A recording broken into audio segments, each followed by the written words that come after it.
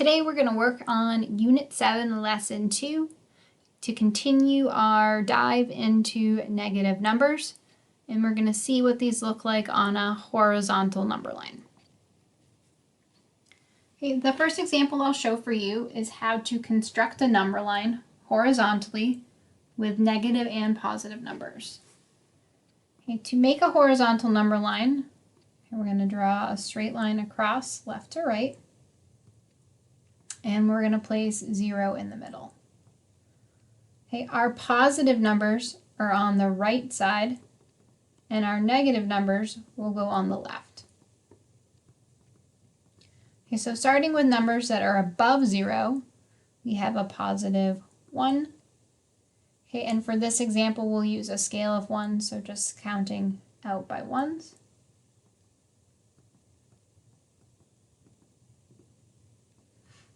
And then when we look to put in our negative values, those are below the 0, and they should be a mirror image of what we just constructed with our positive numbers. Okay, so as you indicate these are negative, we put the little dash sign in front. Okay, and when we move away from the 0, I'm going to count by ones again.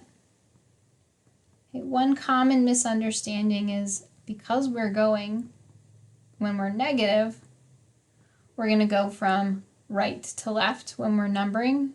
So we don't want to start with 1 here. We want to place that negative 1 closer to the 0. Okay, so this number line represents the integers from -5 to +5. I'm going to use this number line to plot a few points. Okay, starting with 2.2, which is a decimal. I want to convert that decimal into its fraction so that I can graph it organized on my number line. Okay, to convert this to its fraction, okay, just remember your place value. Okay, so this 2 here is a whole number, so I'm going to leave that as a whole number. But after the decimal point is our partial amounts. Okay, and so if I say this is -2 2/10. When we go to graph these points, we want to make sure that we simplify our fractions. That will make it less work for us on our graph. So I can divide each of those by 2, and this becomes -2 1/5. When I go to graph this point, the first thing I want to ask myself is, where does -2 1/5 fall? Okay, because it's not a whole number, it has to be in between 2 of these whole numbers. Okay, when I am trying to decide that, I know I have the whole number -2, and then I'm working towards the -3, but don't quite make it there. So -2 1/5 is in between -2 and -3. To plot this point, I'm going to go to my number line up here, and I'm going to find a place in between the -2 and -3.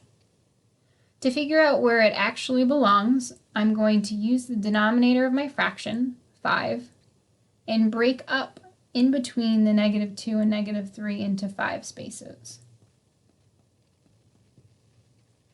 So that now each of these represents 1/5. Okay, and I'm going to move to the left, and if I'm counting as a fraction, this first one would be the -1/5. The second place would be -2/5. Okay, because we're graphing -2 1/5, I'm just going to put a dot here at the -2 1/5 point. We would follow the same protocol when we have a positive number. So my next point is 3.5, which is really 3 5/10. Okay, and again, because I'm going to end up breaking up into pieces, I want to make sure I simplify this. Okay, I know if I simplify 5/10, I can divide each of those by 5, and I get 3 1/2. Okay, so again, before I go to graph this, I want to ask myself, that is in between what 2 values? Okay, I have 3 the whole number, so it's in between the 3 and the next whole number after 3 would be 4. Okay, for this one, when I go to plot in between my 3 and the 4, my denominator is 2, and so I only have to make 2 spaces in between the 3 and the 4, and I put a dot here to represent that that's 3 and 1/2.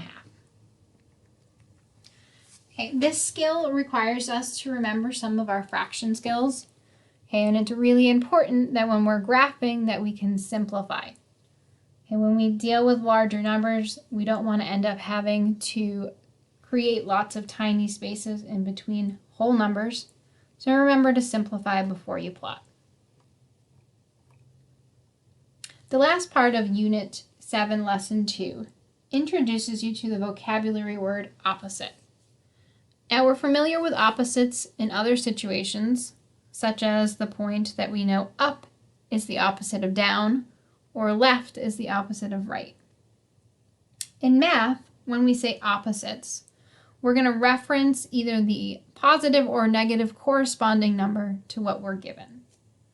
So if I have a -4, its opposite would be a +4. Likewise, if I had a +3, its opposite would be -3. Okay, and this problem also wants me to graph that. So I would create either a horizontal or vertical number line, whatever your preference is. Put 0 in the middle. We have 1, 2, 3. Okay, that's the opposite of -4.